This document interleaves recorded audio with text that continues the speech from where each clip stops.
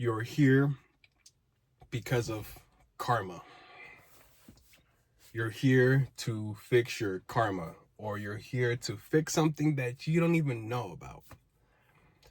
I want to dive directly into this concept and let you guys know that the vast majority of souls that are in this simulated game are here through some sort of memory loss, and in that memory loss has caused a significant amount of souls to come back thinking they need to fix something or remedy something or pay back something, when in all actuality you are the absolute. You are a spark of divine consciousness. You are divine consciousness. Therefore, you do not need to fix or mend anything. I speak of reincarnation. I speak of the theory of souls who come back to be fed upon. Because if you really think about this on a very conceptual level, it does not make sense for you to have to suffer substantially in turn because you did something you don't even know you did, and thus because of that it's your duty or your punishment to come back. The narrative of a god or a deity needing you to suffer in order for you to gain some sort of lesson does not make sense. So I say that to say, it's like many souls come back through the means of archonic forces who appear as their mom, appear as their dad, appear as some divine being, telling them like, hey, do you want to come back to Earth Realm? A very good example of this, watch the anime Yu Yu Hakusho, Spirit Detective. And that came out in the 90s. And that show depicts exactly what happens when you transition. It's not no brimstone, hell, shit falling out of the sky. Like, no. You feel what I'm saying? Like, you get the opportunity to thus leave. The anime did a good job of exposing the fact that when you leave this realm, you just leave your body. The anime did a really good job, but they also threw in some trickery with King Yama, and making it seem as though like he had to come back and he wanted to come back. But when I say these things, I need you to really articulate and understand that you don't need to fix anything. You are a part of the absolute. Your divine consciousness. You are already complete. There's CIA documents that prove that time and space, there's a realm where time and space does not exist, and how you are already you're already divine consciousness. So it's like you need to understand that when souls attempt to transition out of here, a lot of them get stuck dealing with entities that cannot create, that cannot produce energy, and they see us as energy nodes. They see us as fuel. They see us as food. And it's not on a biological level of them eating us. It's on a etherical, essence, and spiritual level that they feed. They feed off the fear. They feed off the trauma. They feed off the depression. They feed off the death. They feed off of all of that as substance and as energy. And it's what I call loosh. So you need to understand that, especially if you don't remember, right? If you did some atrocity and you just didn't remember, oh, now you got to come back?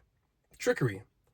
So this one's not going to be too long. I really want you to think about that concept and really understand that you are divine consciousness animating a human vessel in a game we call life, in a game we call Earth, in a game we call reality, but it's a game.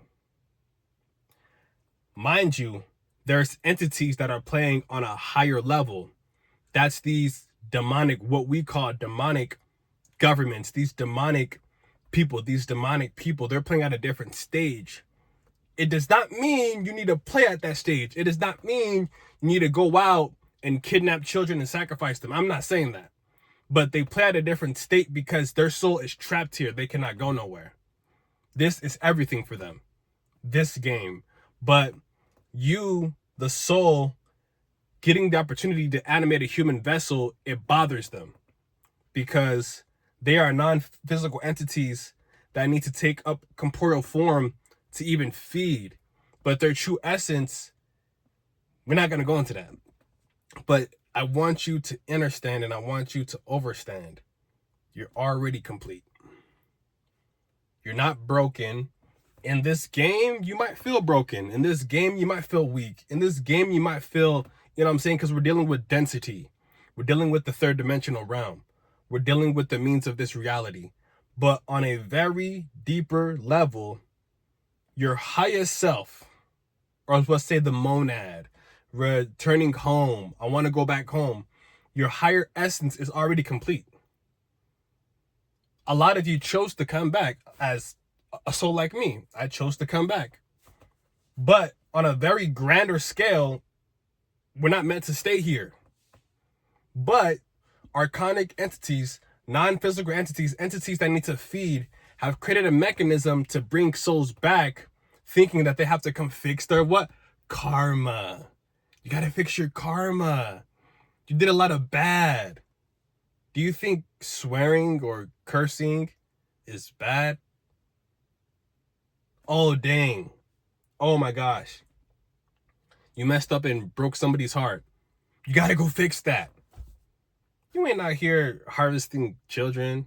You're not trafficking. Like think of the bad, you know what I'm saying? So just like, take a deep breath. Take a deep breath. Breathe. Relax. It's okay. Think about that concept.